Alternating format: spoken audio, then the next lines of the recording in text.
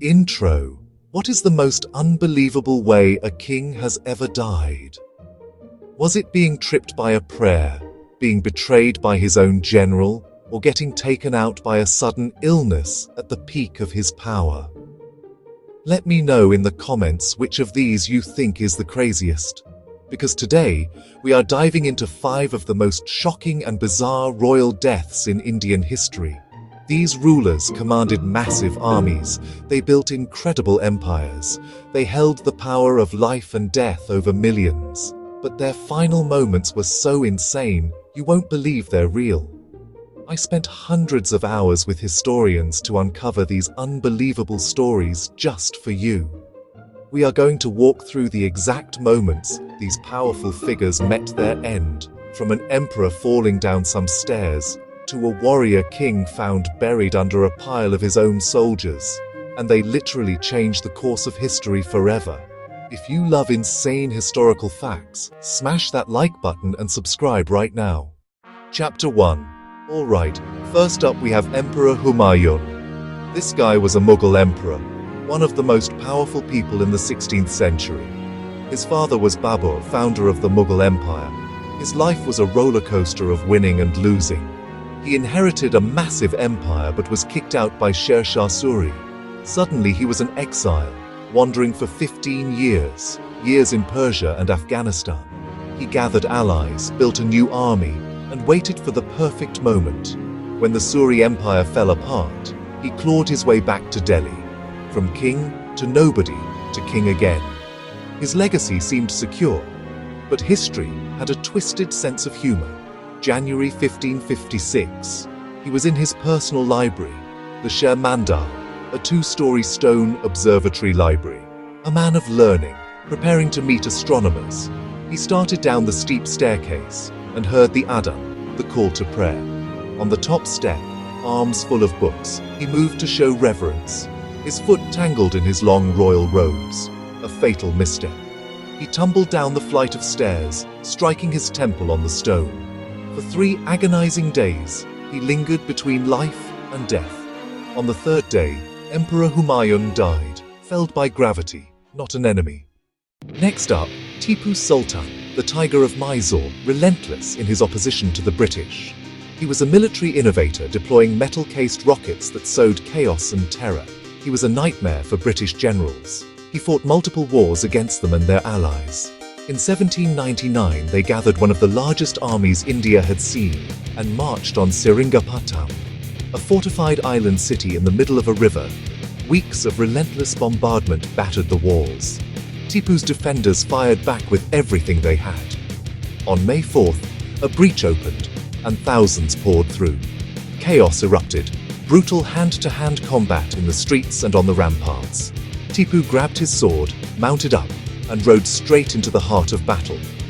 Shot in the chest and side, he kept fighting, even on foot. A soldier grabbed for his jeweled belt. Tipu cut him down. Another shot him point blank in the temple. The Tiger of Mysore fell. That night, they found him buried under a mountain of bodies, still in royal clothes, hand on his sword.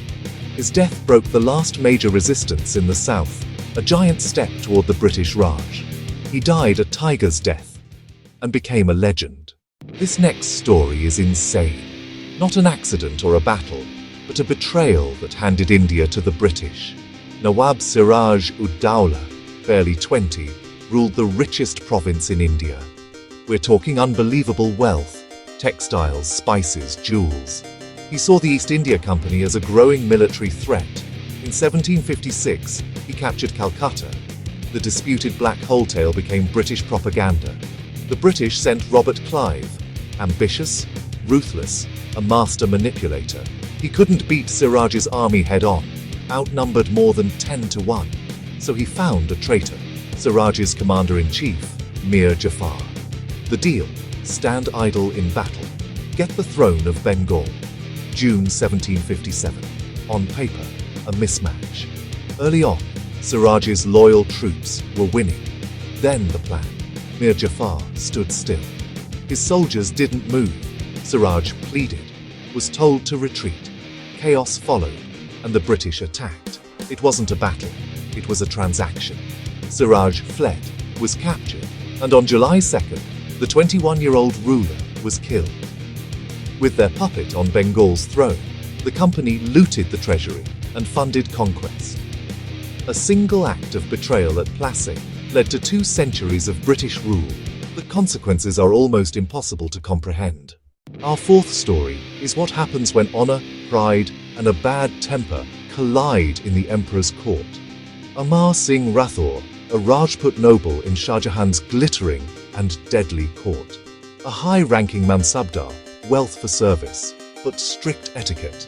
Absent for weeks, he was confronted by Salabat Khan, Shah Jahan's powerful brother-in-law, fined and, some say, called a gawar, an uncivilized rustic, before the emperor. In a flash, Amar Singh drew his katar and shouted, "Take this for your fine." He stabbed the emperor's brother-in-law in the middle of court. The hall exploded in panic. Shah Jahan fled for safety. Thousands of imperial guards swarmed to kill him. He hacked a path to the outer walls. He forced his horse to leap from the ramparts. The horse died. He survived. The gate still bears his name. His brother-in-law, Arjun Gaur, was bribed with titles and lands. Trusting him, Amar approached. Arjun stabbed him from behind. Imperial guards ambushed him. He was cut down. His honor-fueled rampage ended not in battle, but by family treachery. Finally, Peshwa Baji Rao Furns, a military genius who redrew the map of India. As Peshwa, he was the true power behind the throne, master of speed and surprise, lightning-fast cavalry campaigns. In 20 years, he fought over 41 major battles and never lost. He was practically a ghost on the battlefield. Under him, the Maratha Empire exploded, right to the gates of Delhi. In early 1740, he camped with 100,000 at Ravakadi, ready to march on Delhi. Everything was in place for his crowning achievement. And then, he got sick. Not a wound, not an assassin, a violent illness. Some say heat stroke, others a fever, possibly typhoid or malaria. For days he battled for life. The commander of legions suddenly powerless. On April 28, 1740, at 40, Baji Rao died, cremated on the riverbank, ashes immersed. His sudden death shocked India and created a massive power vacuum. Who knows? If he'd lived 20 more years, would the Mughals have fallen sooner? Could the British have been stopped? His end reminds us, sometimes your greatest enemy is something you can't even see. And there you have it, 5 of the most shocking and unbelievable royal deaths in Indian history. From an emperor killed by a staircase to an undefeated general taken out by a fever. These stories prove truth really is stranger than fiction.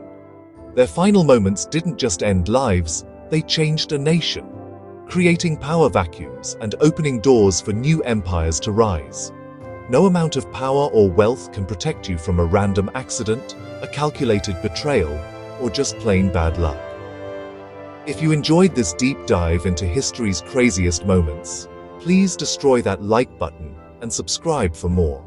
We spend a ton of time digging up these stories. Your support helps us make more. Which of these deaths shocked you the most? The emperor tripped by a prayer, the tiger who fought to the last, or the betrayal that changed a nation? Tell us in the comments, check out our other videos, and we'll see you in the next one.